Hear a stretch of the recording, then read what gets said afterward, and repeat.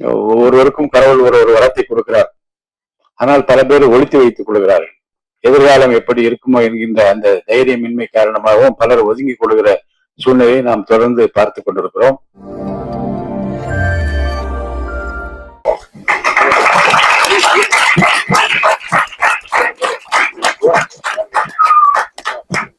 பேரன்பிற்கும் பெருமைக்குரிய ரூபட் ஐயா அவர்களே, அவரை சார்ந்திருக்கிற அன்பு குழுவினரே, மேடையில் அமர்ந்திருக்கின்ற பெரியவர்களே, நிறைய நிகழ்ச்சிகள் இருந்தாலும் அவர்களை அழைத்த போது நான் மகிழ்ச்சியோடு ஒப்புக்கொண்டேன். ஏனென்றால் ரொம்ப அவசியமான ஒரு காலத்தின் கட்டாயமாக இருக்கக்கூடிய ஒரு நிகழ்வு என்று இதை நான் கருதுகின்றேன்.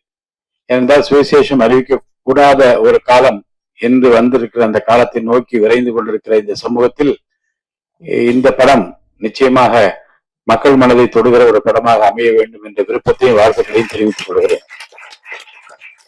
ரொம்ப ட்ரெய்லரை ரொம்ப அருமையாக சிரமப்பட்டு அவர்கள் நன்றாக செய்திருக்கிறார்கள். இதற்கு துணை நிற்கிற அத்தனை பேருக்கும் என்னுடைய வாழ்த்துக்கள். நம்முடைய அன்புக்குரிய சகோதரர் தைரியம் அவர்கள் பேசுகிற போது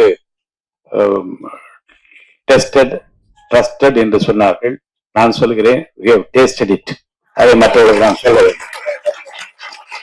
ட்ரஸ்டட், ட்ரஸ்டட் அண்ட் டேஸ்டட்.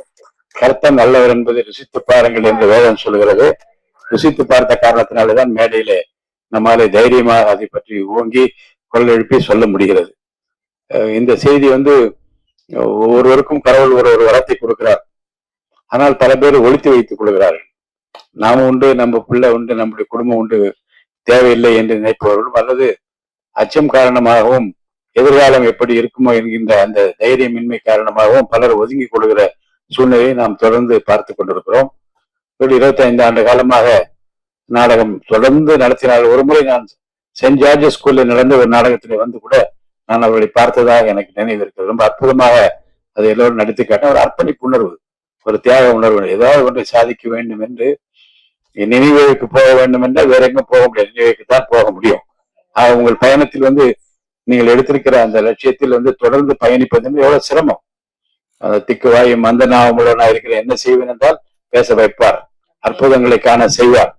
அவரால் ஆகாத காரியம் ஒன்றும் இல்லை என்பதை தொடர்ந்து பலரது வாழ்க்கையில நான் பார்த்துக் கொள்வது. அந்த வகையில் ரூபட் ஐயா அவர்கள் சிரமப்பட்டு இந்த பணியை அவர்கள் மேற்கொண்டு அத்தனை பேரும் அவருக்கு உறுதுணையாக இருக்க வேண்டும். ஏனென்றால் இட்ஸ் அ சேலஞ்சிங் டாஸ்க். ஒரு படத்தை எடுத்து முடித்து செய்வது ரொம்ப சிரமமான விஷயம். அந்த காலத்தில் எனக்கு தெரிந்து வெளிநாட்டில இருந்து 10 கமாண்ட்மெண்ட்ஸ் படம் அப்படியே தொடர்ந்து போய் பார்த்து கொண்டே இருப்போம்.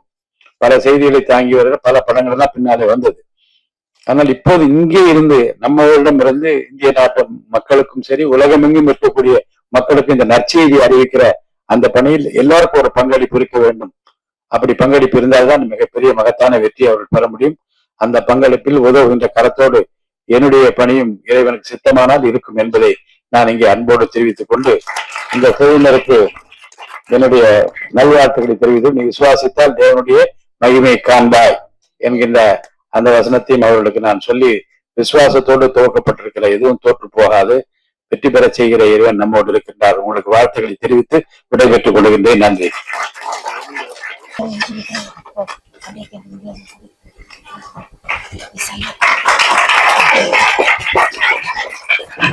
பலத்த கரகோஷங்களுடன் உங்களுடைய